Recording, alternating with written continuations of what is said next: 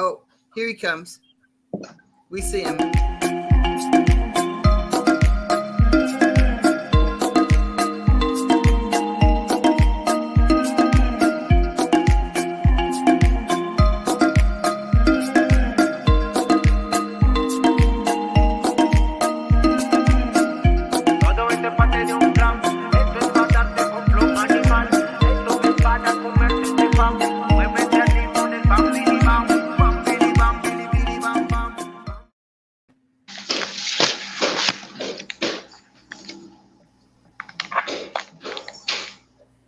Greetings, blessings, and salutations.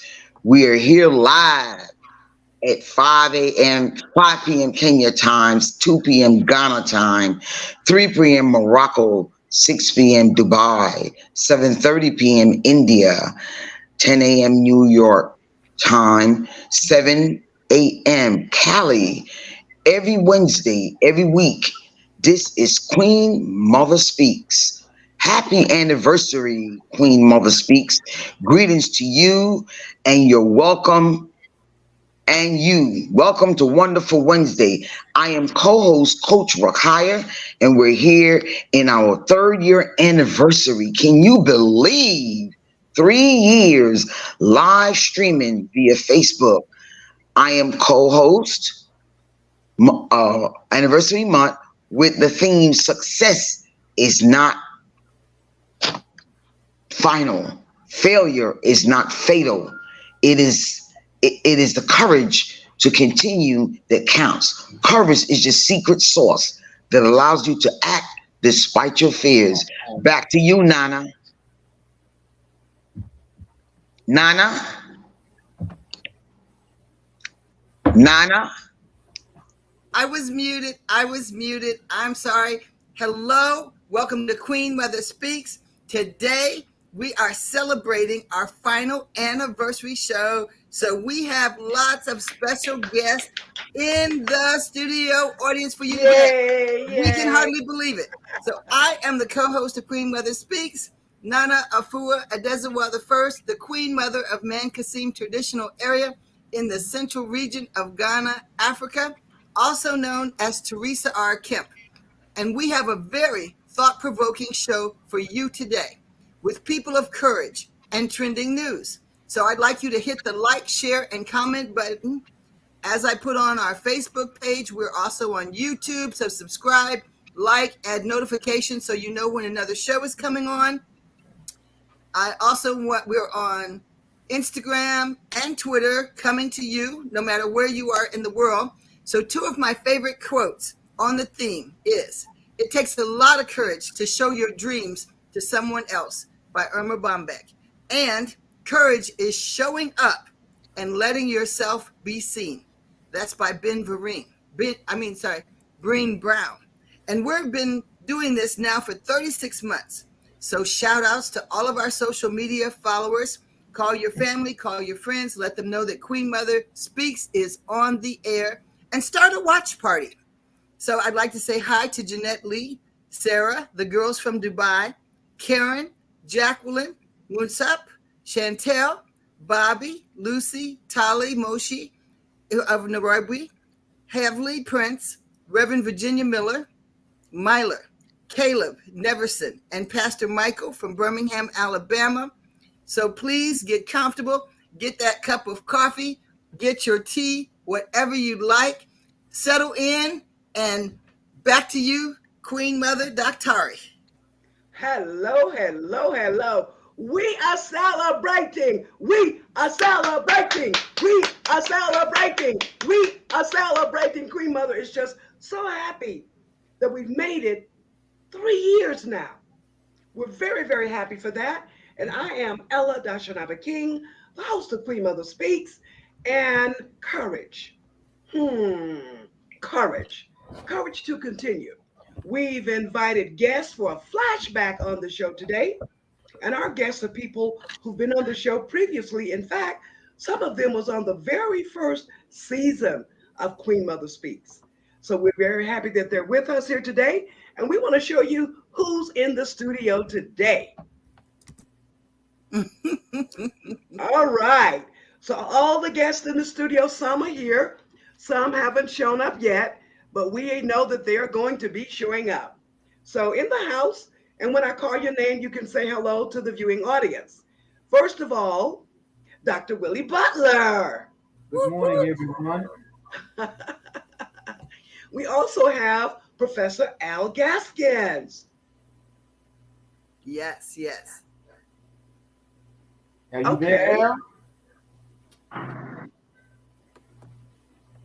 I think he might be muted. Let's see. Professor Gaskin is unmuted. So, Professor Gaskin, go ahead and greet the people. You're unmuted. I don't think he hear you. I see. All right. Well, the other guest in the studio is the one and only Beverle Lax. She's muted. Okay. There you go. I'm not muted. Hello, everyone. Great to be here. Thanks for inviting me for your third anniversary. Thank you. All right. Thank you, too. So they'll be coming back to you and they'll be having something that they want to say. Okay. But right now, what I want to say, yes, there he is, Al. Should I speak? Yes.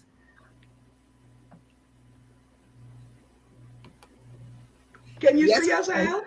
he can. Okay. Hello, everyone. This is Al Gaskins. And where are you It's this my morning? pleasure to be a part of this very, very important show. 36 months, 3 years, amazing. But what has been very key to me is that, Queen Mother, this show could very well be easily called, instead of Queen Mother Speaks, it could simply be called Courage Speaks. And let me say one other word, and I'll just be quiet and be thankful to be with this extraordinary audience. This is what one anonymous person means when they say courage or talk about it. Quote, courage is not simply one of the virtues. It is the form of every virtue at the testing point. It is the form of every virtue when it's challenged in difficult times. That's courage. And then, Do you want to repeat that one more time, sir? Read it one more time. Let's hear that again. Yes. Let's hear that again. Okay. That's what I was saying.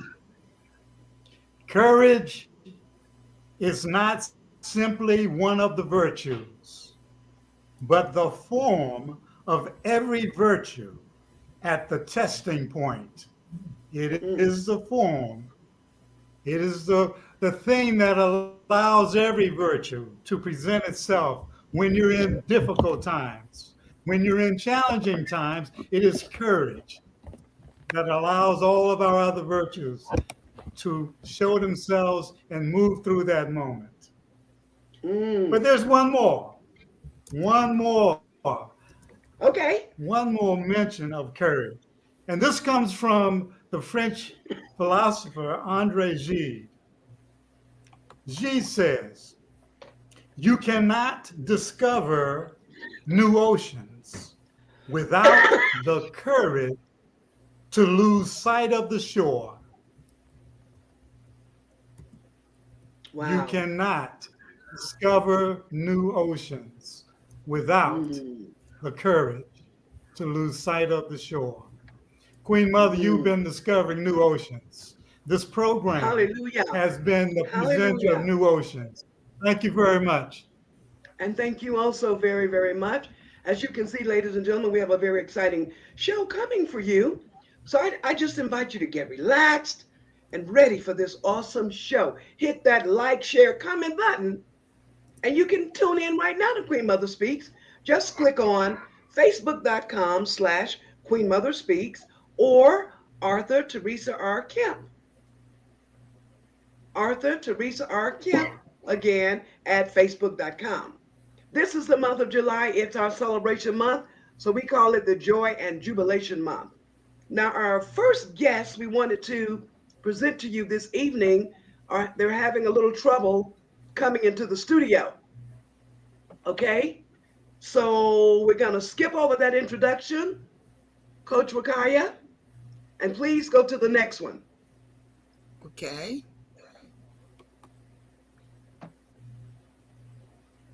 That will be Nana. Nana, is your turn. Yep. No, dear. No, dear. Dr. Willie Butler. No, Yes, no. I'm here. Go back. Okay. Wait. Go back and look at your script, Got it. Hello? Coach. I'm here. Her name is Professor Beverle Lax. So give us that introduction. Hold on. Okay. So I got you. Thank you. Thank you. Dr. Beverle Lax has been on our show many times, and she's also known as Binti Lax. She has a 35-year history in Kenya, Africa. She has been a student, a researcher, a lecturer, a professor, a spouse, and an editor.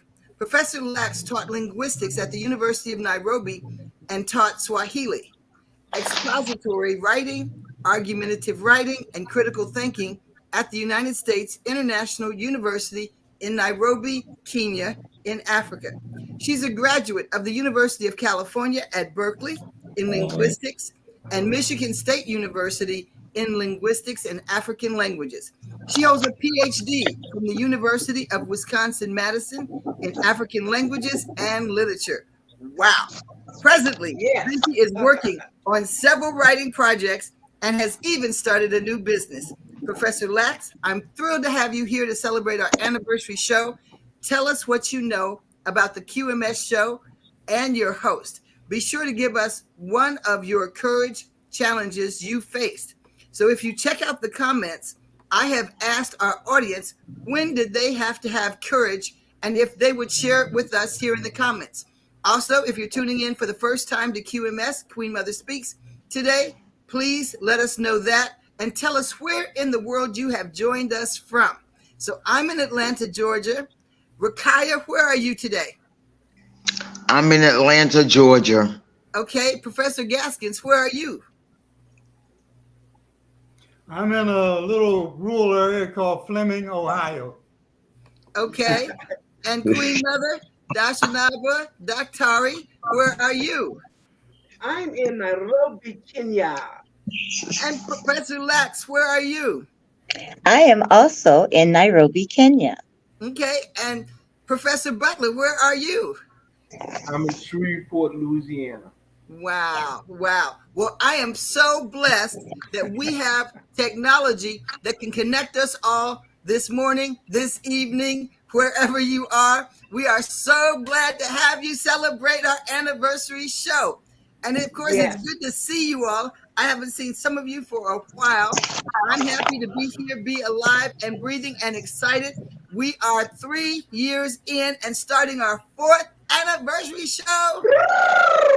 I know we're excited because at first we didn't have the technology, we didn't have the knowledge, but you know what we had?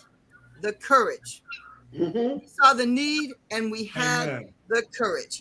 So we're going to share that courage with you all today. We are going to have a cameo appearance, and Dr. Beverle Lax, please take it away. Tell us about And right now, Okay. Dr. Beverle. Yeah. All right. So you want me to speak to what I know about the QMS show? Well, the Mhm. Queen Mother Speaks show, I remember when it was just a thought, an idea of Dashanaba Kings. And I remember her saying that what she is going to do is just jump in the water. And Yep. she did. And that is how the show started. And that was real courage indeed. So I have what I know about the Queen Mother Speak show, probably everything. Probably everything. And it's been a blessing that it has been 3 years and growing all the time. From the beginning, that introduction was just fabulous with the scenes of Africa. We didn't have that in the first year on the first show, and all the people that have been with the Queen Mother Speak show from the beginning has just been awesome up to now.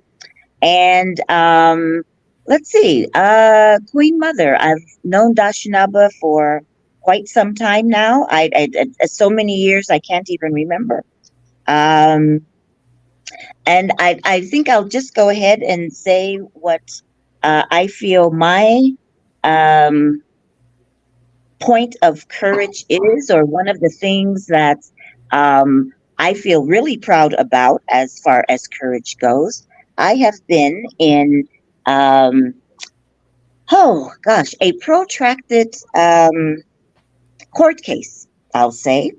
And it has been said by just about everyone on earth who has any knowledge about the case that I cannot win the case. I cannot win the case because the person involved has a certain political status in Kenya, and it is now the 14th year. It should not. It is a case that should not take 14 years, but for as long as justice isn't served, I'm in it. And it has taken a lot of courage. And I would say that having stepped out on courage, one of the things that I've had to, I guess, to say endure is letting go of some people that you thought were friends or that I thought were friends. But the good part is that I definitely know who my friends are. And it's just taking that step. I mean, you don't want to lose friends. You want to be heard, but sometimes nobody is listening to you. Nobody wants to listen to you. I think a lot of times people are scared for you when you are being courageous, but you have to just step on beyond that and do what you know you need to do. And yeah, so that's my story of courage. Thank you.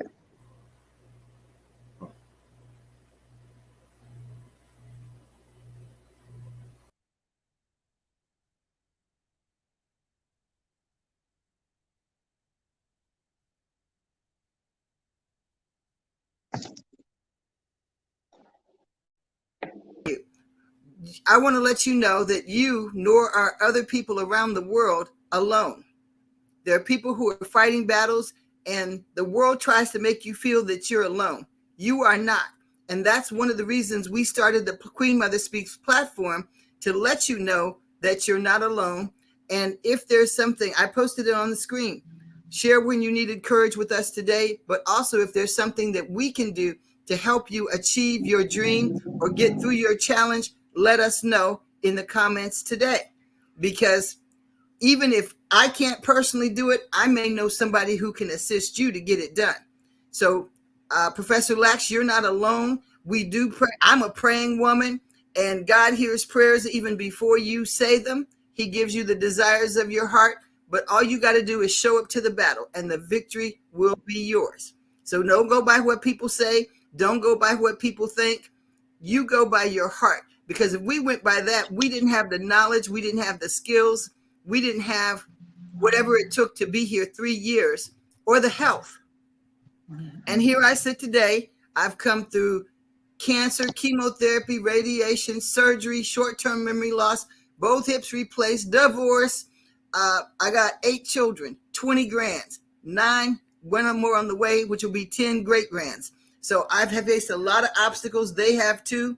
We have lots of triggers, but we are still here, and we're going to thrive. We're going to have peace. We're going to have courage in the face of adversity, and we're going to sit and figure it out, because it can be figured out. You can be old, you can be young. People are discriminated, mistreated, and abused everywhere around the world. And just when you think yours is the worst, you hear something else that have happened to somebody else, and you know that you can have courage and face it step by step. And we're here at Queen Mother Speaks to help you have light, witty conversation, fun, laughter in the face of your adversity. We're going to try to keep you encouraged so that you know you are not alone.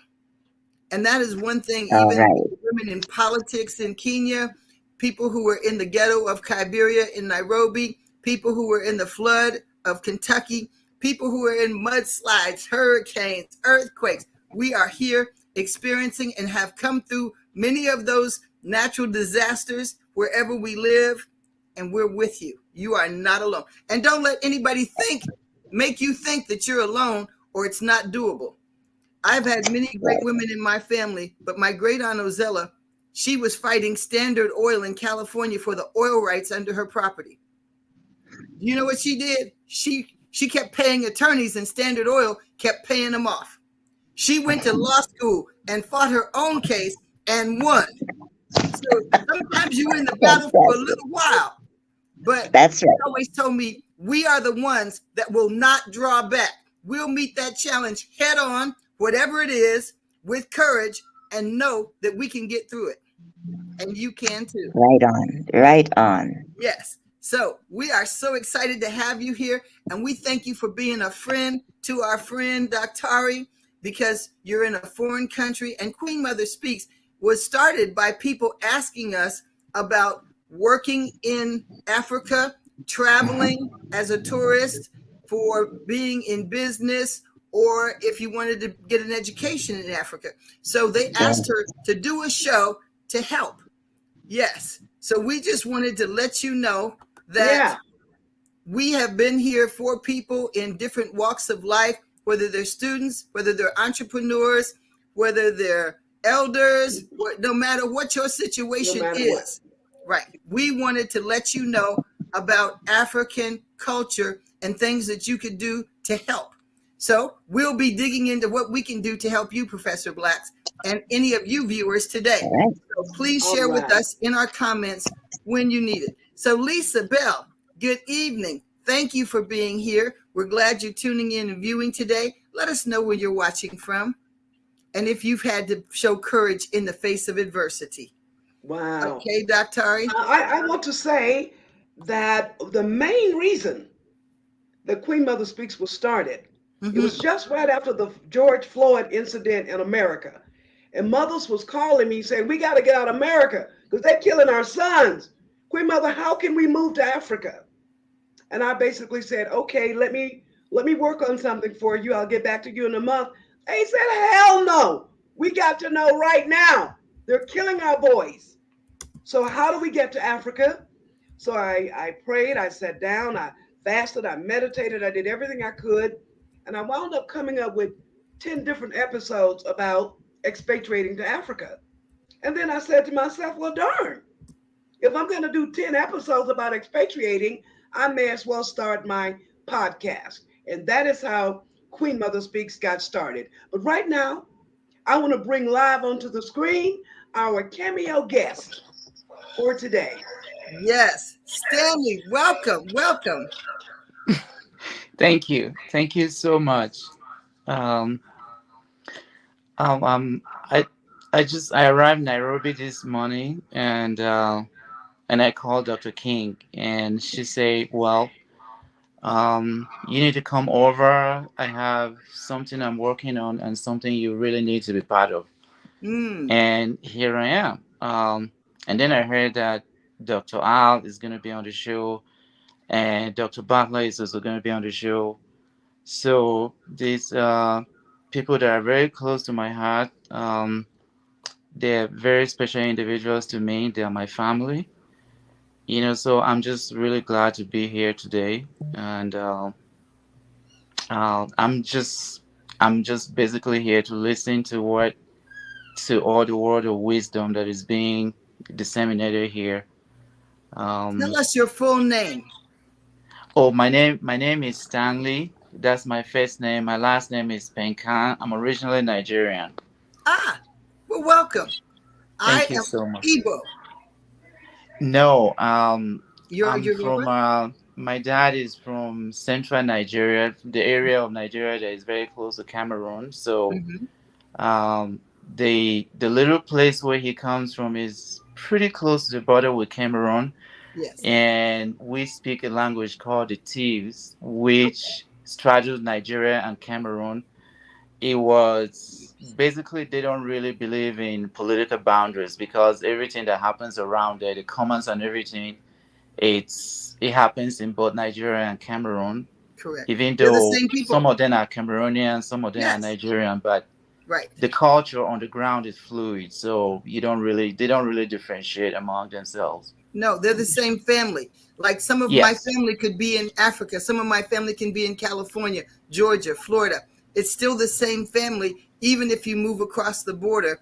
And this is something that when they divided up Africa, they didn't necessarily understand. Here in America, they definitely didn't understand it when it came to indigenous people or Native Americans. When a chief's son was killed in South Carolina, they went on the warpath from Virginia all the way across because that was their land, their family, and their territory. So politics doesn't necessarily understand the borders of people. So we welcome you. How do you know Dr. Butler and Professor Al? Oh wow. I used to live here in Nairobi. I for a time attended the United States International University here in Nairobi, Mm-hmm. and that's how I met Dr. King. First of all, I used to be the chair of the Black History Committee, Okay. and and and Dr. King was the patron of the committee of the club.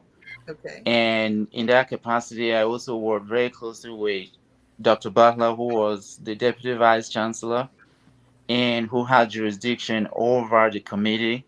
Okay. So in terms of budgeting and they'll and developing the topics that will be discussed during Black History Month, and so from that we became a lot closer. He became like my mentor, and the relationship evolved from official to the personal. So I actually lived with him for a time before I left Kenya, and so the relationship is just more than uh, what it was in official capacity. It's a lot more personal now.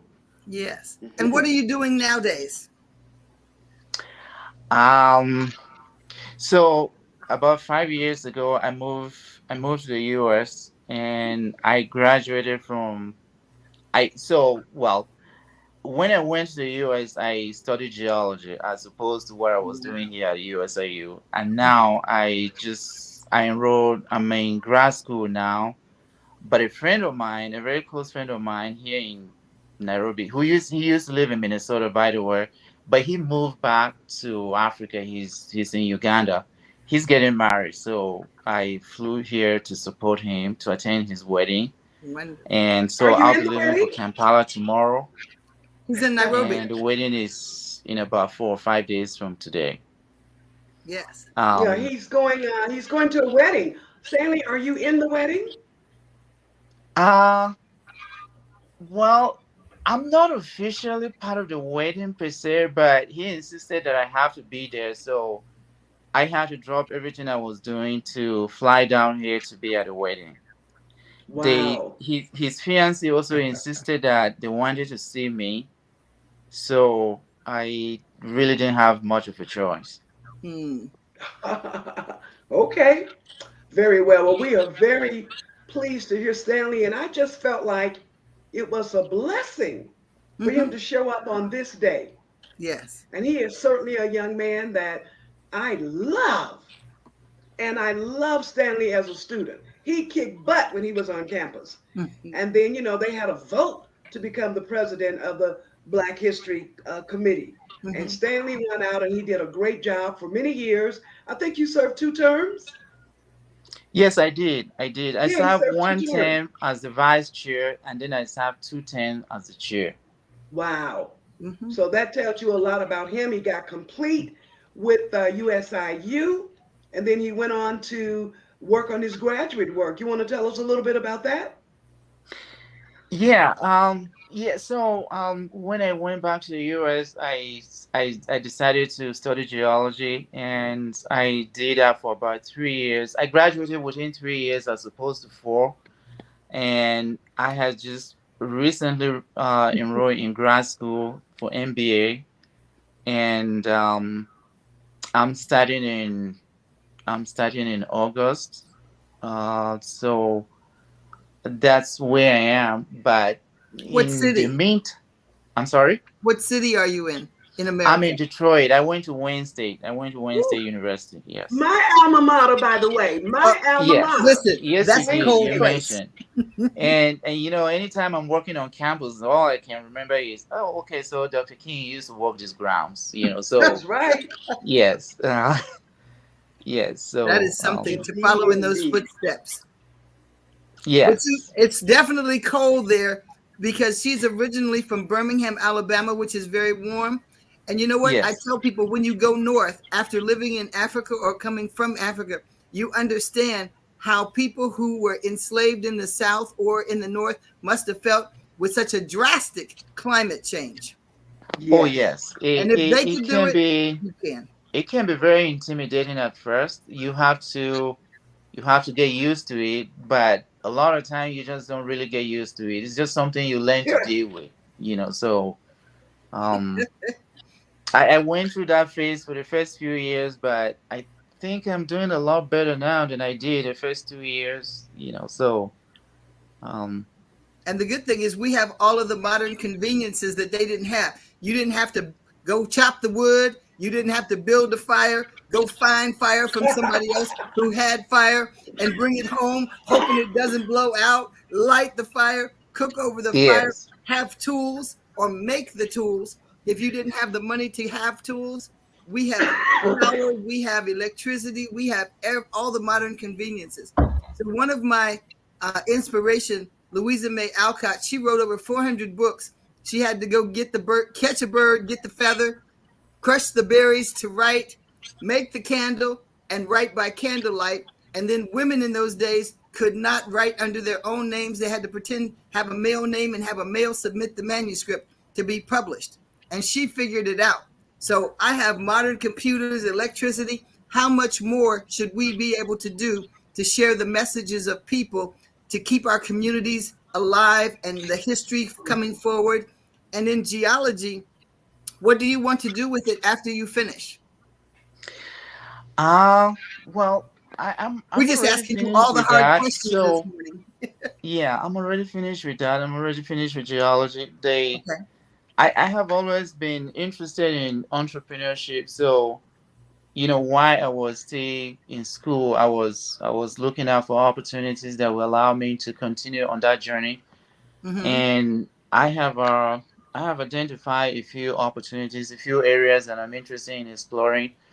And one of the things I'm working on is how to, because over the course of what I was doing in geology, I took some environmental studies classes, and I studied the landfills in the Okay. areas around Detroit. And one of the things that I realized was there was a the aggregate component of the waste, the areas, the landfills, was a lot of that was organic derivatives, and that came from food waste.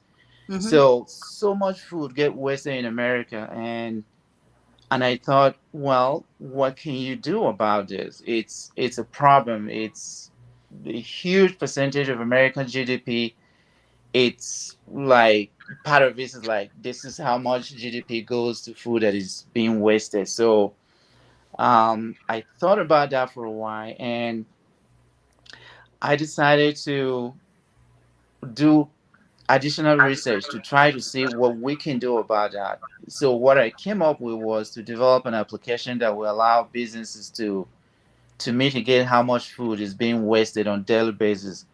Uh, Grocery stores or restaurants, pretty much any businesses that is engaged is involved in food related business. So the app is still being developed right now as I speak, and what the app is going to accomplish is allow excess food from businesses that are in that sector to be able to sell that food to everyone else at a discount. Okay. So if a restaurant prep way too much food and they can sell at a given time, they can go on the app and say, hey, I have food here over the next few hours, and I want to sell this food to everyone who wants to buy it at a discount. So it's more like, I don't really know if you guys are familiar with Uber Eats, but just imagine Uber Yes, we Eats. are. Yes. So imagine Uber Eats at a discount. It's basically all the food that you're going to find on the app.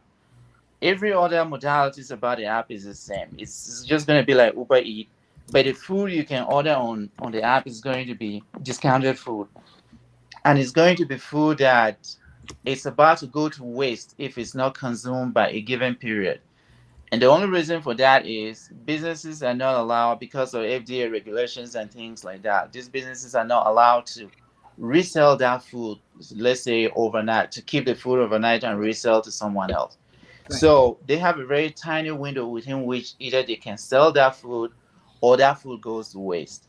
But if you create a platform that will allow these businesses to say, to reach a wider audience for, their product, then we feel that a part of that waste will be Prevents waste. mitigated Yeah. by allowing them to reach a whole lot more clients than their traditional client, who are basically just people who live within their vicinity.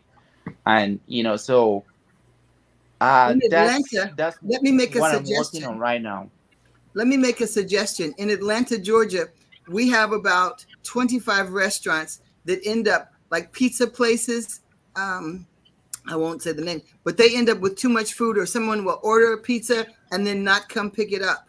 So what they do is they call us, we come pick it up, and those foods can go to homeless people that do not have the stove or the capability to cook. So we pick those up, and we feed people in at least 25 locations.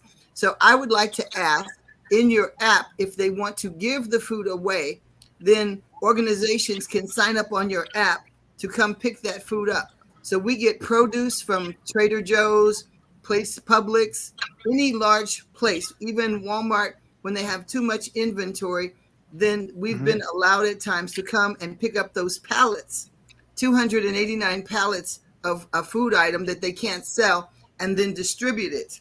Sometimes it puts us in the 2-minute drill, but it's better than it going into the landfill, as you're saying. So I don't know if somebody's told you, do not drink the water in Detroit, Michigan. Well, now we've got to come back to that one. We're also Okay. going Just to invite saying. Stanley to come back on the show. Yes. Nana, God bless you. will you Okay. go ahead and introduce Dr. Butler? Yes, And I then, will. Lakaya, will you then introduce Dr. Al? Now, Queen Mother. No. Oh, she's back. Okay, perfect. So let me go ahead and get underway with Dr. Willie Butler. Having Yes. many prestigious earned degrees, Dr. Butler's teaching experience spans 35 years of education, history, political science, psychology, social work, and sociology, and extensive experience with working with youth. He has lived and worked in Kenya for the past 11 years and married to a beautiful Kenyan woman, and they were blessed with 2 daughters. The last assignment was as Deputy Vice Chancellor of Institutional Planning and Advancement of USIU Africa before retiring. Prior to coming to Kenya, he was the Assistant Professor of History and Political Science at FAMU, Florida A&M Yes. University in Tallahassee, Florida, USA. In addition to the faculty duties, he also managed Academic Reinforcement Center for Student Athletes, which is amazing because sometimes they may not come prepared or know what they're going to be expected to do. So having academic help and assistance and tutoring is so important. If you don't have that at your school, consider adding it. Speaking to us about what's on your mind and involvement with QMS, we're going to have the Dr. SANKOFA. Butler. Dr. Butler, here you go. Thank you for introducing me, and I'm very glad to be here to celebrate Dasha Naba's anniversary on her podcast. And the theme on the show is courage To me, it takes courage just to live life Mhm. and to live life in a righteous manner. It is you can see so many people giving up on life because they've been beaten down with the obstacles that they have to confront uh, through life.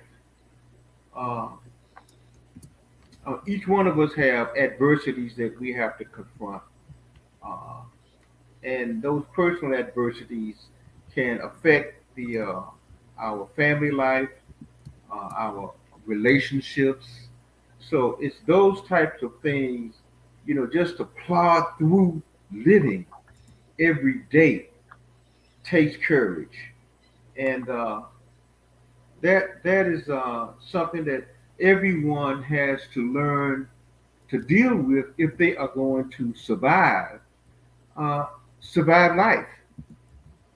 If we look out on the streets every day, anywhere where we live, anywhere in the world, we see people have given up on life.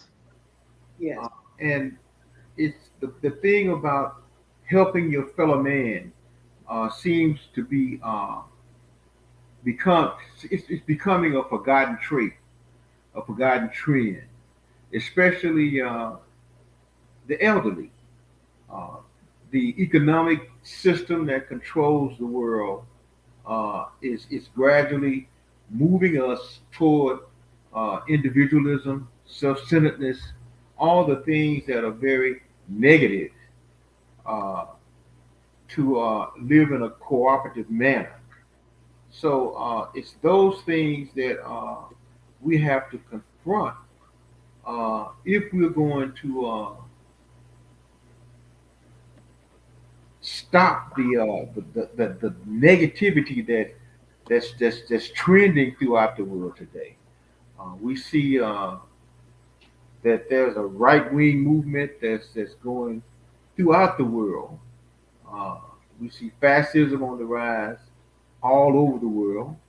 We see authoritarianism emerging and gaining prevalence again, and we just see an overriding effort to keep the masses down. So it's going to require a lot of courage among us to fight against that trend. Uh, Mhm. and the generation that's coming up, that's gonna take my place and your place. It seems as though they have become infested with the negative trend, with the and that is the I think a primary agenda that we should have to reverse this type of trend among the young people. The young people seem not to care about anything but themselves. Mhm.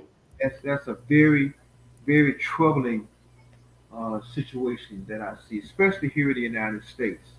I've gone through a great ordeal uh, recovering from an illness, and I'm doing substitute teaching right now, and I'm doing that Mhm. throughout mostly the elementary school system in Caddo Parish. And these Mhm. kids, uh, I was shocked by how they are disrespectful.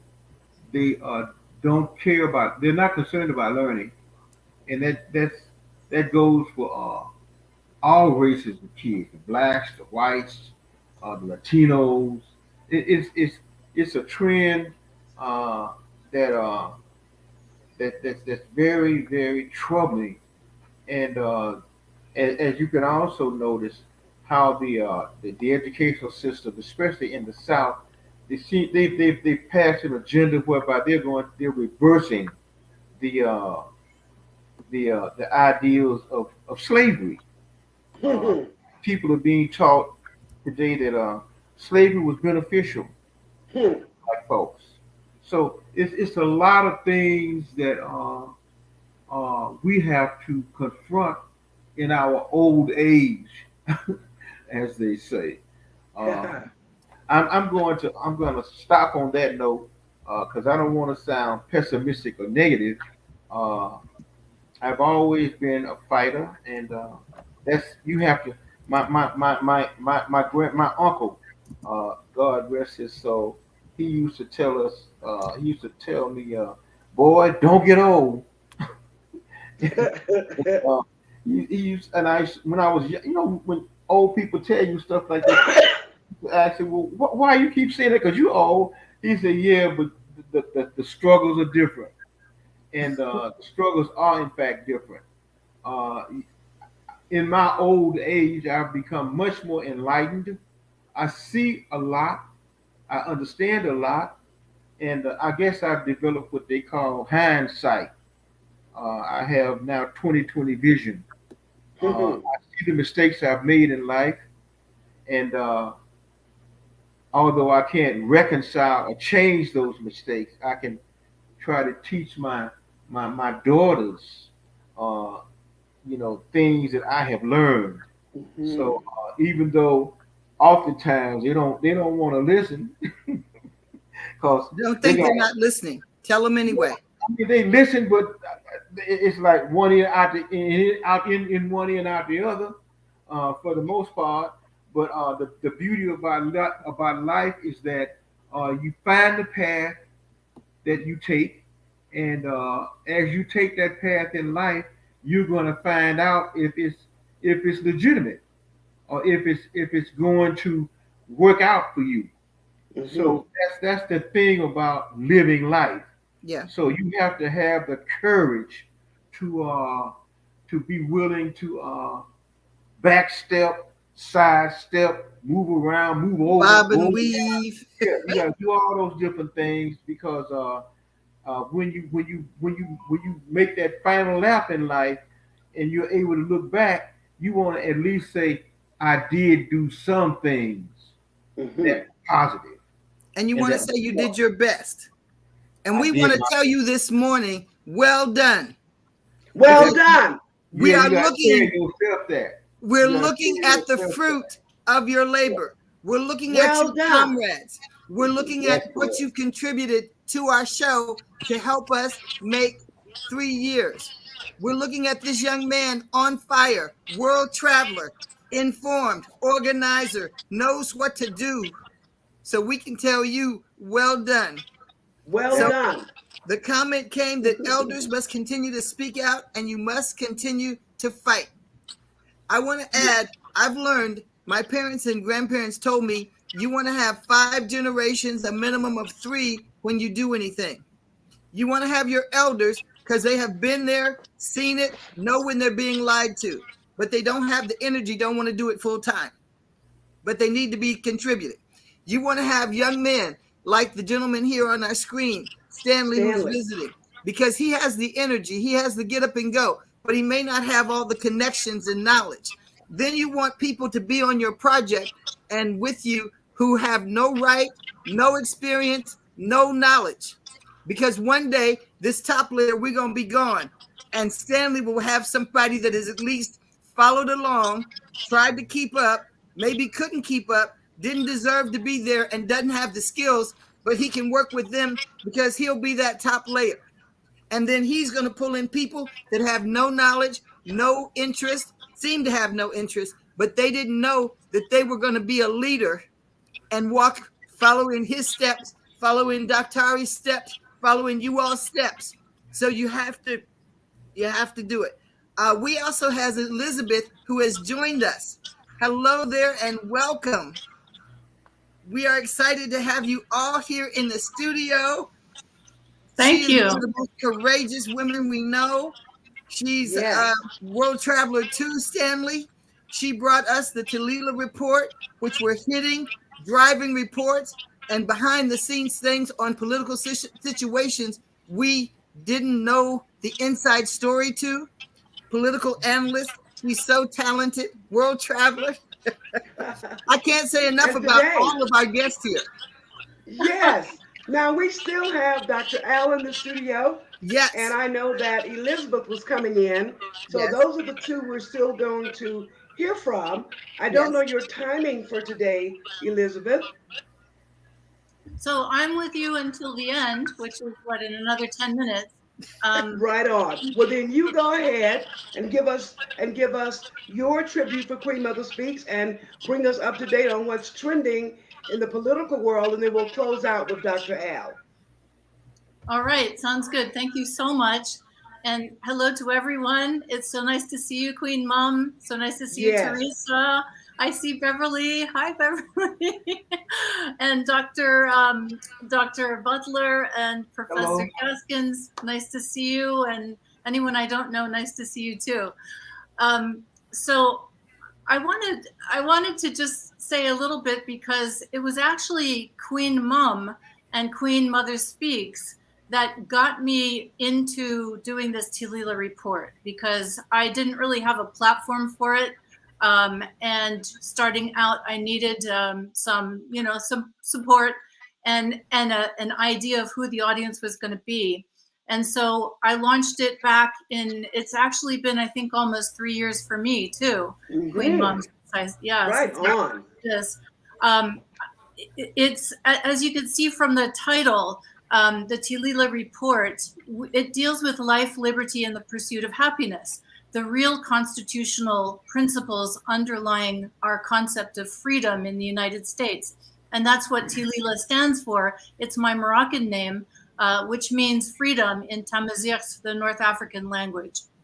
So I have had a bit of a hiatus in the TALILA report, not because I got bored with it or it wasn't important anymore, but because I've been doing some very, very, very important work in addition to the sort of democracy sustainable work through the Democrats Abroad Association, which is where I think I first met Beverly, although it might have been on this show as well.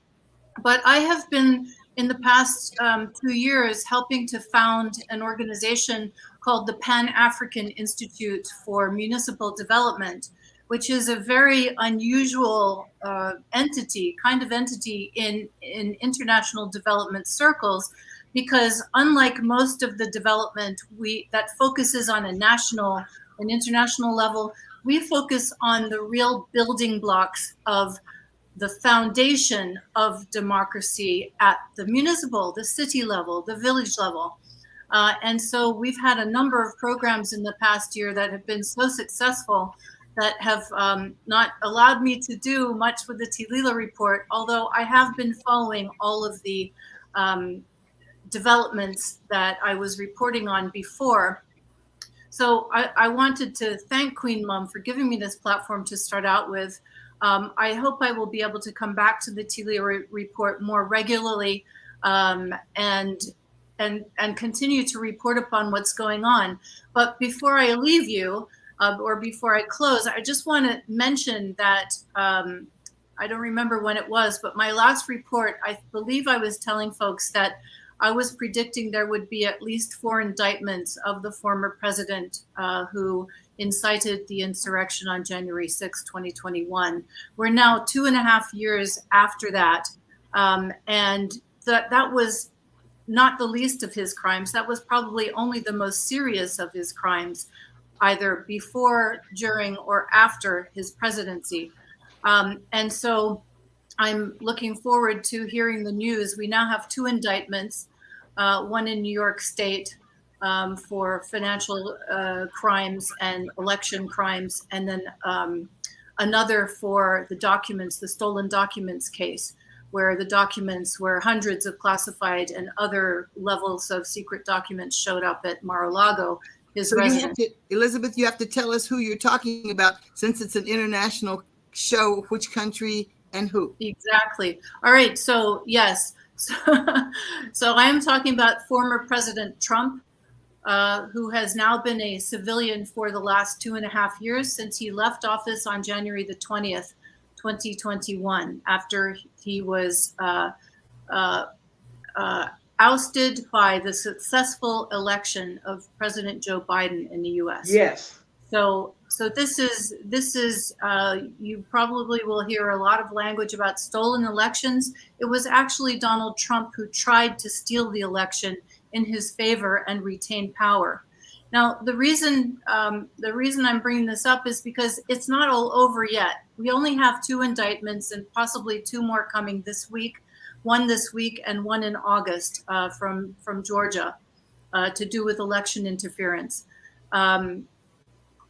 This is really important, folks, because those of you who are American citizens, no matter where you are, need to vote in the 2024 election, presidential election.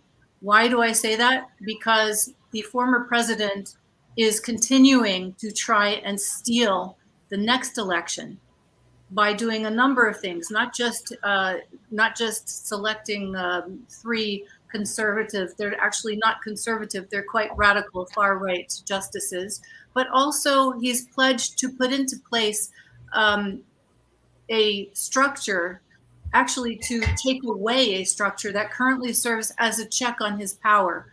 So it is even more important than it was in 2020, in my opinion, as a lawyer, and as somebody who's been following Donald Trump very closely and following also the instigation he's continuing to do right now, threatening the special prosecutor, who's an independent prosecutor that does not take orders from Merrick Garland or the DOJ.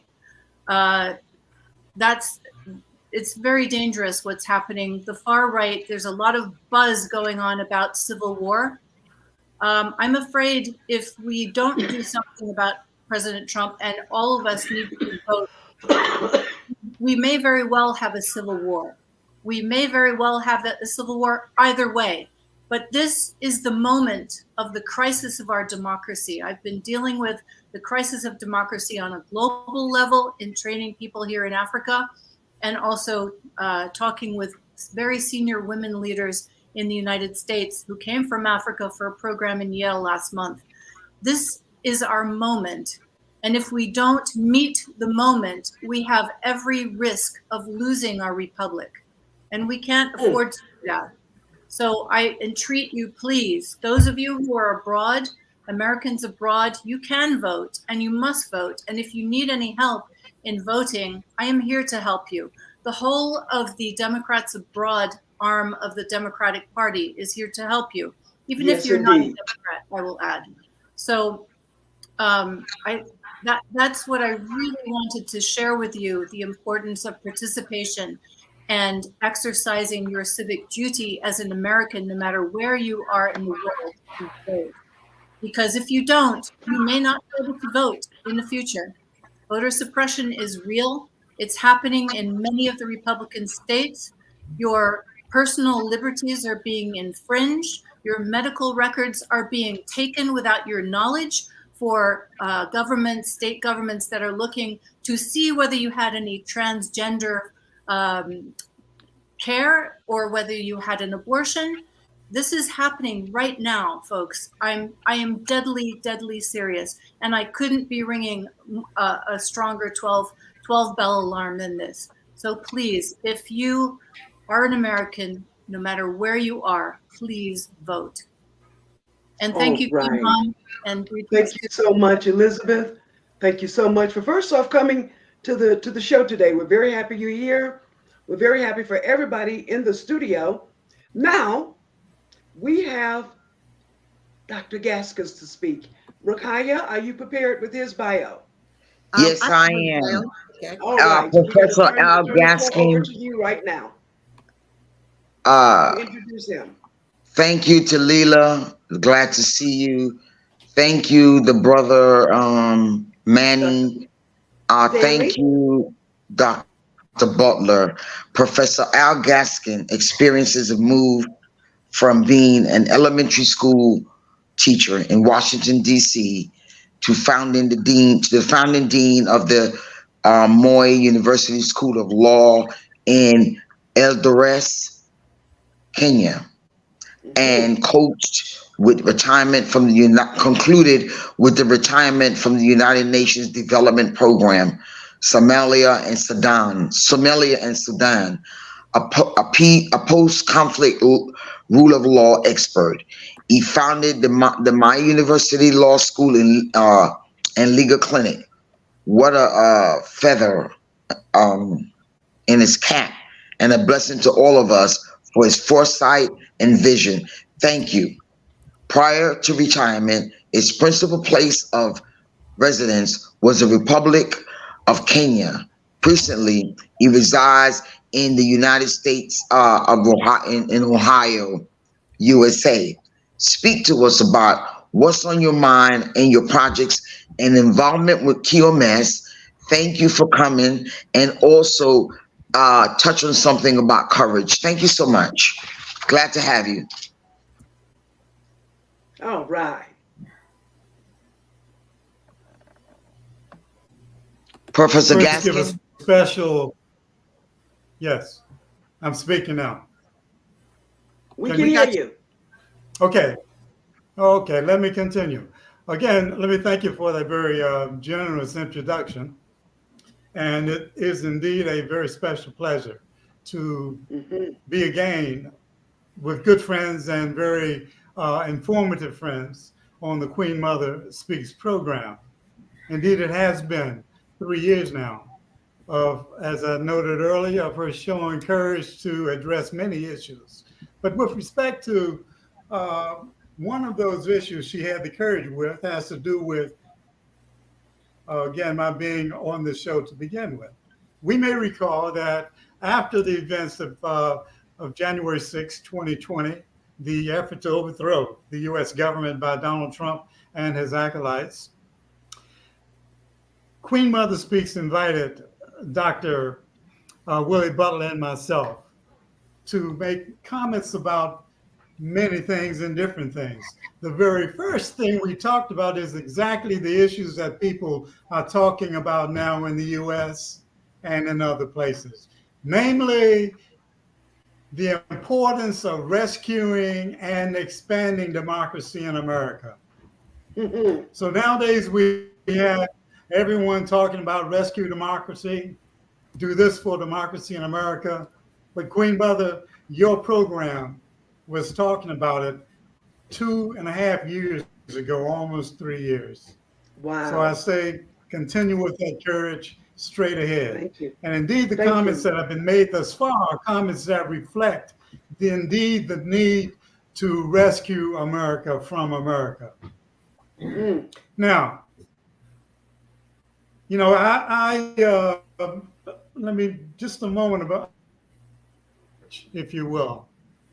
One of the most courageous things that confronted me indeed happened in Kenya. And I was invited by the Kenyan government by way of Moore University, and asked to start their first law school after their independence from this Moore University Law School is, as we all know, it's the second law school to be established in Kenya. So I was asked to do that. Actually, it was something I did not expect. I expected to be in Kenya for a year on leave from my teaching position in New York City.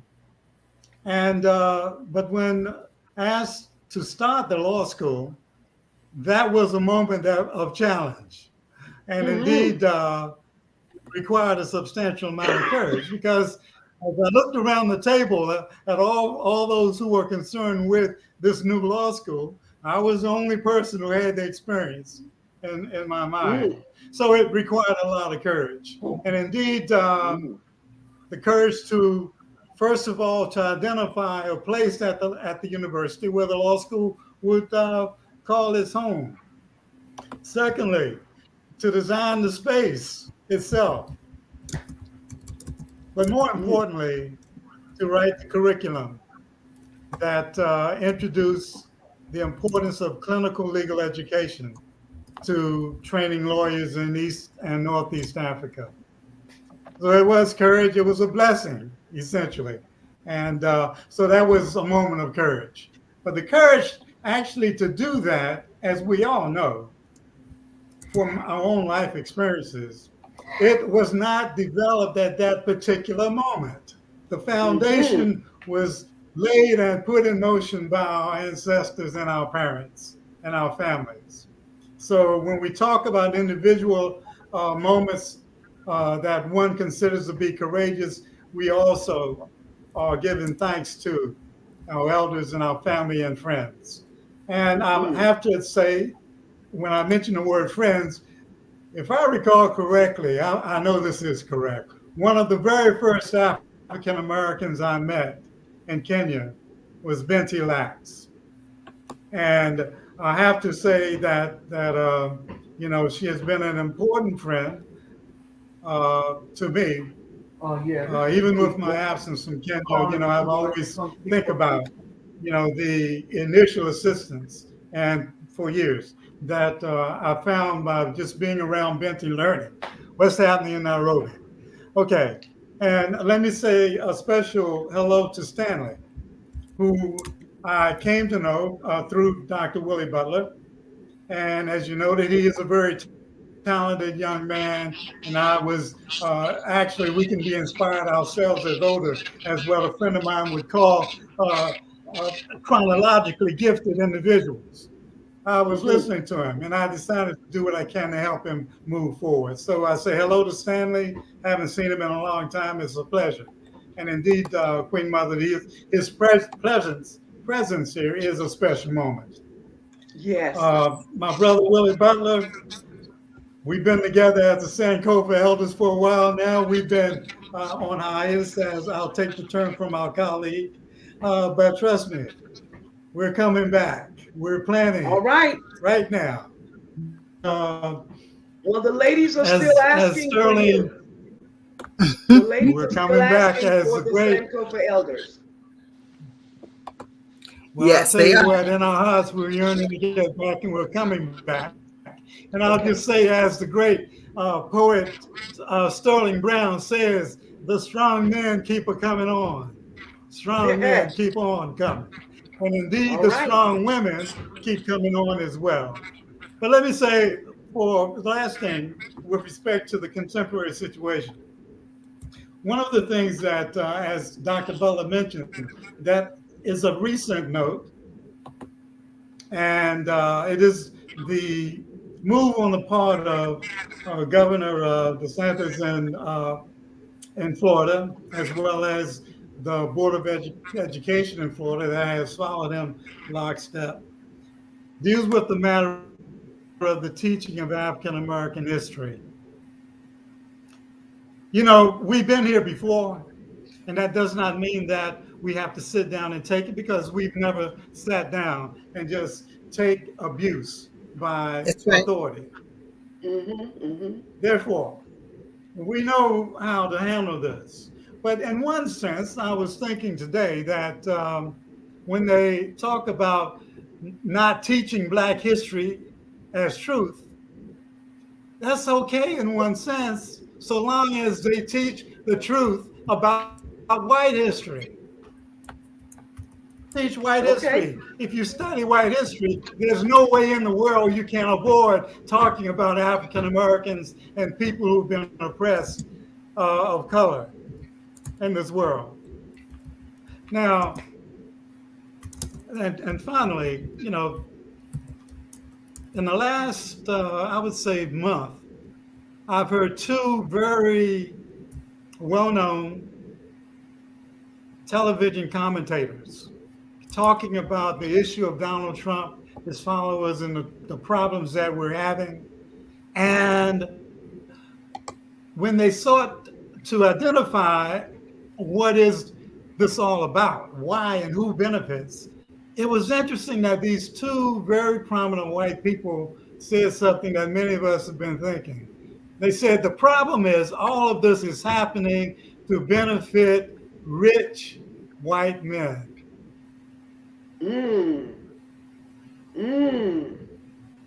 Rich white men. They said that. It didn't have to come out of a face of color.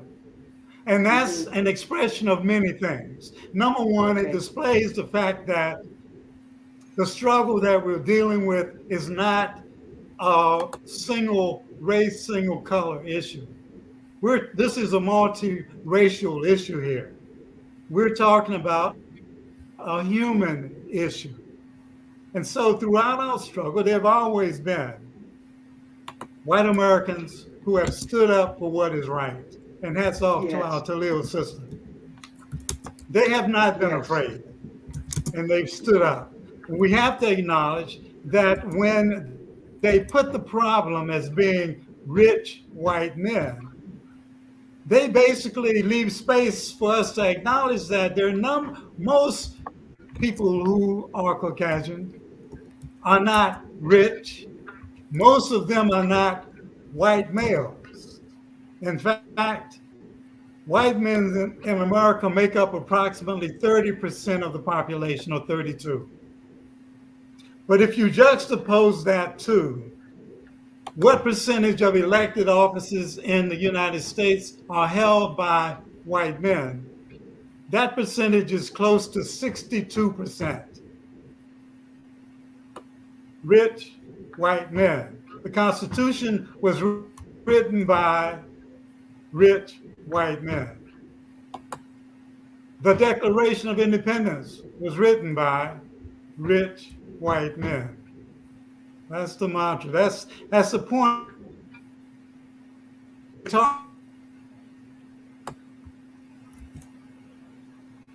Everyone.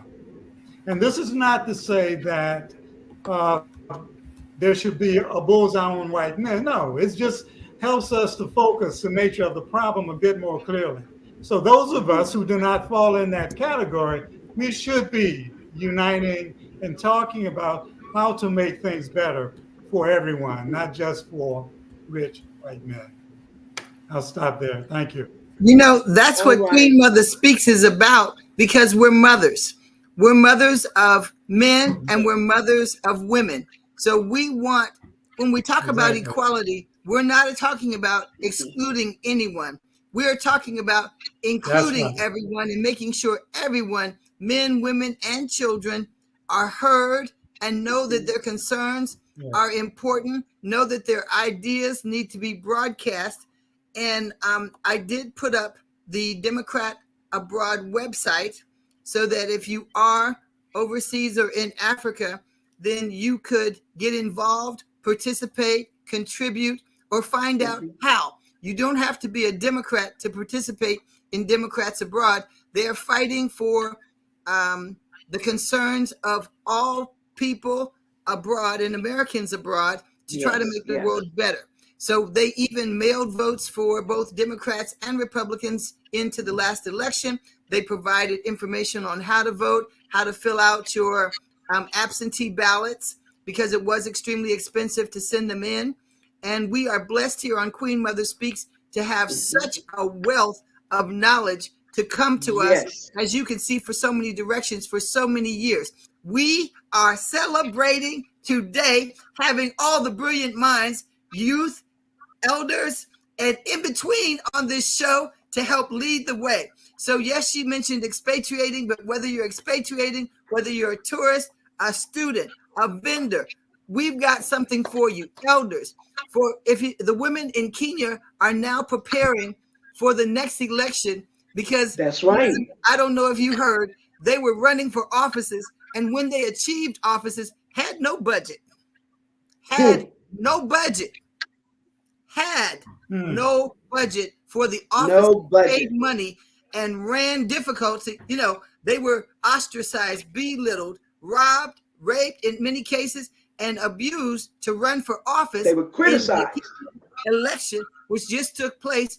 And so we provided them a platform called Bunga Dada Bunga, which is Speak Sister Speak. We had men and women on the show. And I want to say we were so proud because we created them social media access to the world for the first time, because some of them in villages did not have money.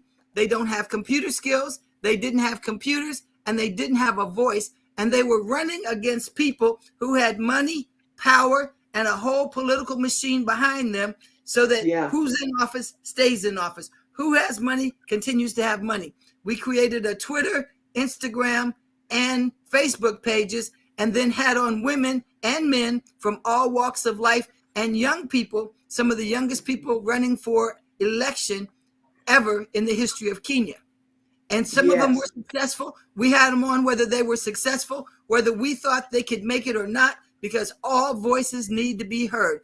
And all voices need to be heard. Listen, in Kenya, audience, they put political advertisements on donkeys. So to have enough fabric and printing and money to put your campaign message on a donkey and give out T-shirts and aprons to the people in the marketplace doesn't come cheap. And you could buy votes. So I can stand at the polls and pay you money to vote for me. And, you know, we thought, well, maybe we could send the money. Then we found out there were 5,000 people running for office, or women. Women. Yeah. Running for 1 or 2, 3 or 4 political offices. Well, we don't know them. And if I could call in a favor that big, I definitely wasn't about to do it for that. But what we're doing now is training and helping them to develop a war chest for the next political race. So I think there are elections every 5 years. But we had to pray because we had different approaches. You know, some of us have a little more militant spirit. And if they're running around picking people up with machetes, then let's shut down machetes to the country. But being visitors abroad, everybody can't do that. I'm sitting in America, so I could say what I want to, but I have to be aware that these people live and work and want to go to school in this country, but women in this country sometimes still can't go to work or go to school. And the timing is different. We're 8 hours difference. So there's a lot of things that Queen Mother Speaks has been able to bridge. And I thank each and every one of you for bringing us your expertise, for bringing us health knowledge, for bringing us historic knowledge, SANKOFA elders, for bringing us political updates when we may not have understood or saw the whole story. Dr. Lax, I thank you for welcoming all visitors, having your finger on the pulse of Kenya, if not all of Africa, for your professional expertise and being a way maker, a pioneer there, and a welcoming spirit. Because when people come, they're truly lost. They may not say it, but you know, there's a whole machine, as we're hearing, running underneath in any economy. And so we need everybody to play a part. And that's what we try to do, is bring you all here at Queen Mother Speaks without bias. Thank you, Nana. Yes. Thank you, Coach Rakaya. Yes. Oh, thank you so much, Elizabeth. I'm so glad to see you today. We look forward to having the TALILA report back on the Queen Mother Speaks show. And we also look forward to having the SANKOFA elders. I know we've run over time, but that's okay. We're celebrating today. So thank you for being here. Nana, who will be on show next week? Well, of course, we cannot wait. All right. On next week's show. Yes. Let's see here. What have we got? Now, during the month of August, Nana will be your host during the month of August. Queen Mother takes off in the month of August, and Nana's going to be doing the shows. Yes. Right? So yes, I am. Tune in. Yes. So who do we have next week? Well, we are doing a free grant workshop because we know that many different organizations were affected during the pandemic.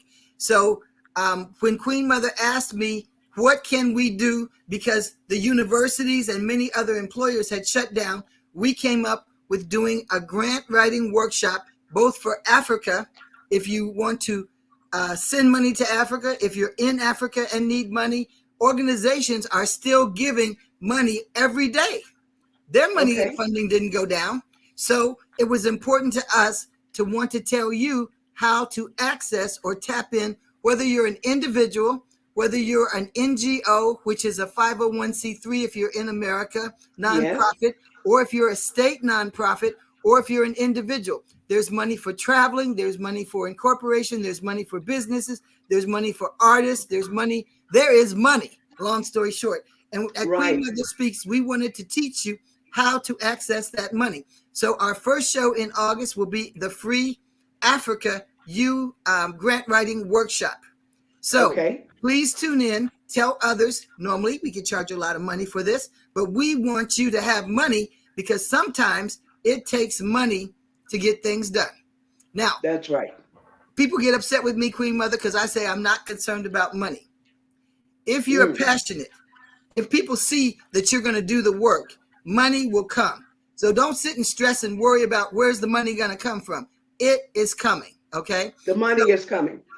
So Yeah. do tune in next week. Right. And before next Wednesday, we'll be posting some things about the free grant writing workshop that you must do in order to be on that workshop.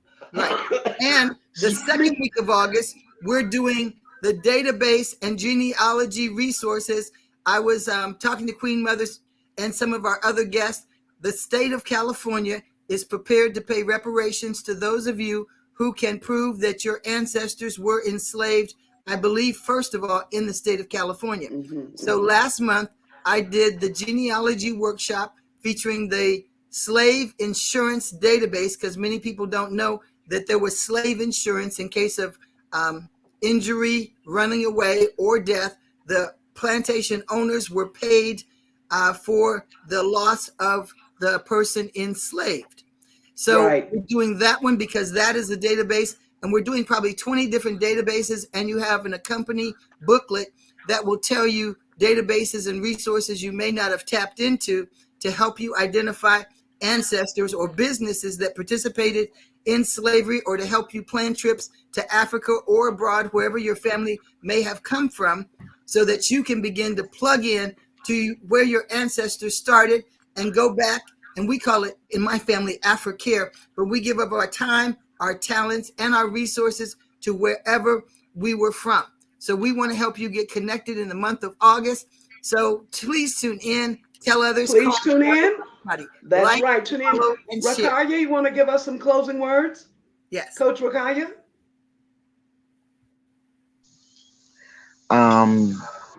Peace and blessings to everyone. Yes.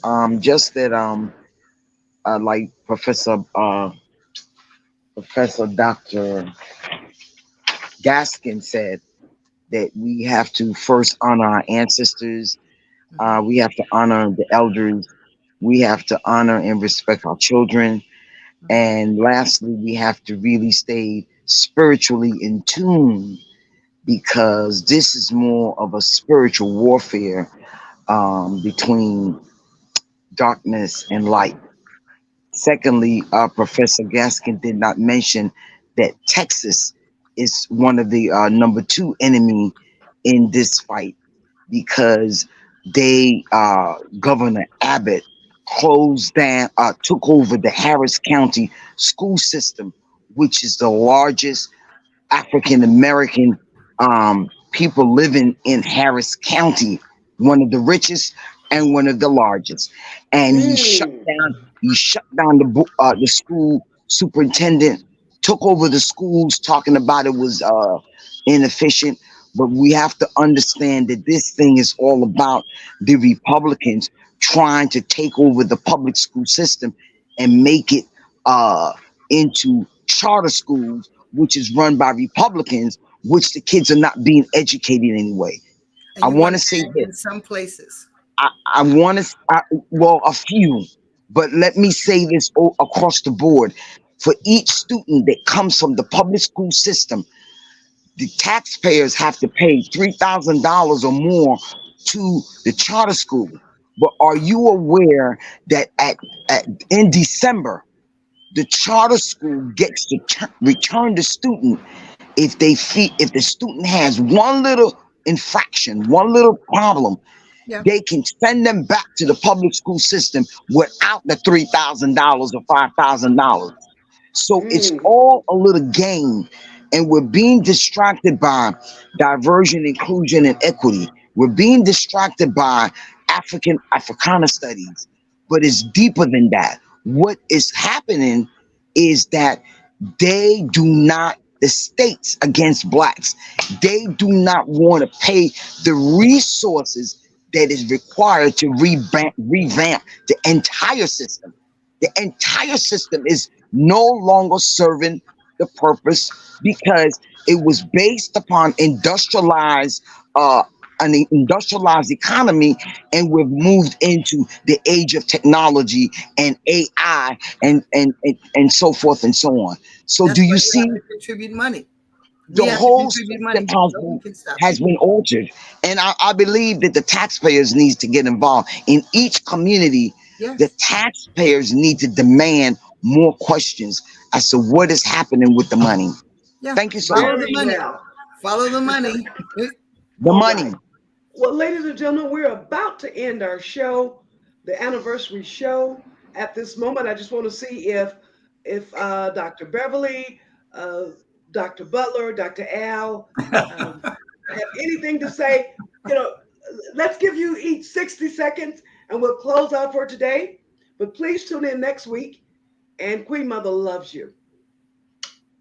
Who would like to say something? You got 60 seconds each. Speak now. Dr. Okay. Butler, hold on. Dr. Butler, let me find you really quick. There you are. Okay, Dr. Butler, go ahead. Okay, I'll say a word or two. Um, Okay. Basically, just a word of thanks to the audience. Thanks to your supporters. Oh, Willie, go ahead. I only want to say, the old adage, forward ever and backward never. Haha. Say That's that it. one more time. Say that one more time. Forward ever, backward never. Gotcha. All right. Very well. Let's see. Stanley is here. Closing words, please, Stanley. I'm really just glad to be part of this, and I look forward to joining this again. It's on my calendar now. I didn't know about it, but now I do. So I'm gonna be part of it from now onwards. Very good. Very good. Elizabeth? Yes, I would love to say a couple of things. I'm also a law professor, or I was for about a decade at the Washington College of Law at AU. And I used to tell my students who are always asking me, well, how do I make it? What do I do? And people put down a lot of stuff to luck. Well, you have to make your luck. And what does that mean? That means you either put yourself in a place for something to happen to you, or you create an opportunity for yourself. And that those are the things that in this entrepreneurial system we need to remember that, along with another sociological principle that has served me well in my entire career, whether it's being a lawyer on my feet before the Court of Appeals in the first instance, or a musician going for an audition for a particular position I wanted. And that is, if you can act the part, you can be the part. People say, well, isn't that Yes. fake it till you make it? No, it's not. Because fake it till you make it assumes you aren't it. If you can act the part, you can be the part, assumes you are it. You're just bringing it out. And so Mhm. go forward, do all these wonderful self-esteem things. Let's have faith in ourselves, especially our women, our young women, our girls. We need to have confidence, especially all those young women who are running for office in Kenya and other parts of Africa.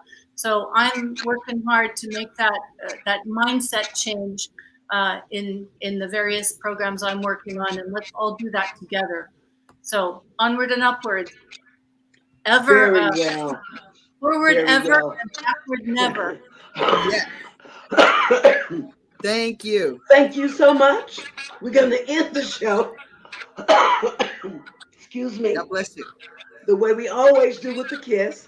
But I Yes. will say to you that courage is the secret sauce that allows you to act despite your fears. Courage is the secret sauce that allows you to act despite your fears. Let's get ready to blow kisses into the world using Yes. first with your left hand. Let's blow a kiss, everybody. Mwah. Mm. And then with your right hand. Mm. Mwah. And then we're going to blow out the kisses together. Again, thank you for being a part of the Queen Mother Speaks show. And we're going to send you love. Now do it with your heart and let us know that you're feeling this love. Are we ready? Let's go. Both hands. Mwah. We love you. Thank you. Happy This anniversary. is Queen Mother Speaks. Happy anniversary. This is Queen Mother Speaks.